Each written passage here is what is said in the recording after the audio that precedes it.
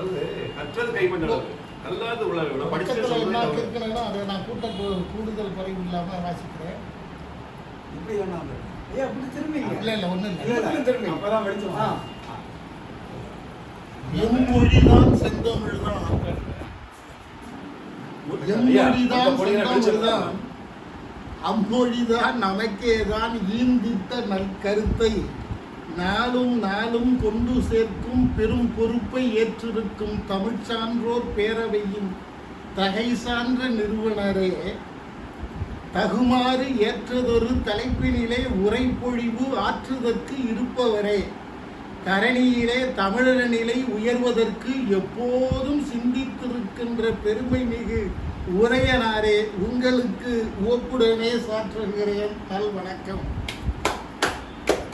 உயிர் வளர்க்கும் பயிர் நடுவே விளைந்திருக்கும் கலை அதுதான் சாதி எனும் விஷச்செடிகள்.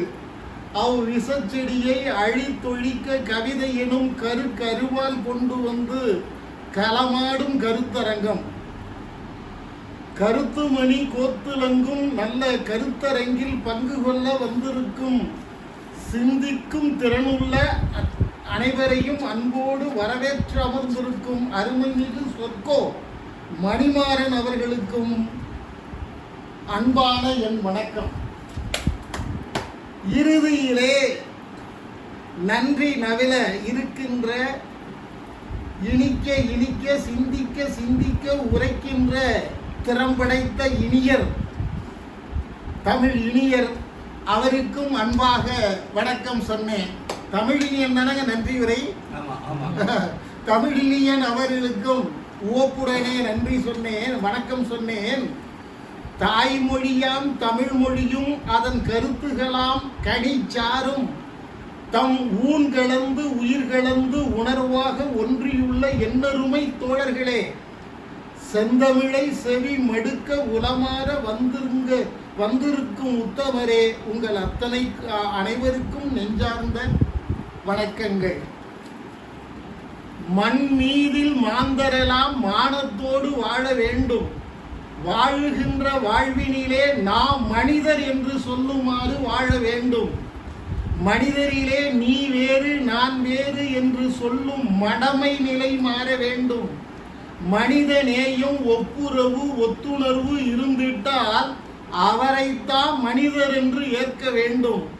மண்ணுயிரில் மனிதரன்றி வேறு எவ்வுயிர்க்கும் பேசுதிறன் அமையவில்லை. மானுடர்கள் உலகெங்கும் பரந்திருந்தும் ஒரு மொழியே யாவருமே உரைப்பதில்லை. பேசுமொழி எம்மொழியோ அம்மொழியே அவரவர்க்கும் அடையாளம் வேறில்லை. அவரவரின் தாய்மொழியே அவரவர்க்கும் உயிர் காற்று. வேறு மொழி தேவையில்லை. ஒரு மொழியை பேசுகின்ற யாவருமே ஓரினம்தான் உறுதி. இதில் வேற்றுமைகள் காண்பதுவோ பெரும் தீது.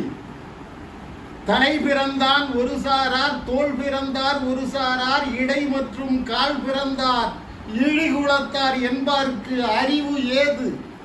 எவ்வுயிரும் பிறப்பதற்கு எவ்வுயிருக்கும் பிறப்பு உறுப்பு உண்டு. இது யாவருமே அறிந்த ஒன்று. தெரிந்தும் கூட நாட்பிறப்பு பேசுகிறானே அவன் தடிமாடு, அவனுக்கு அறிவு ஏது?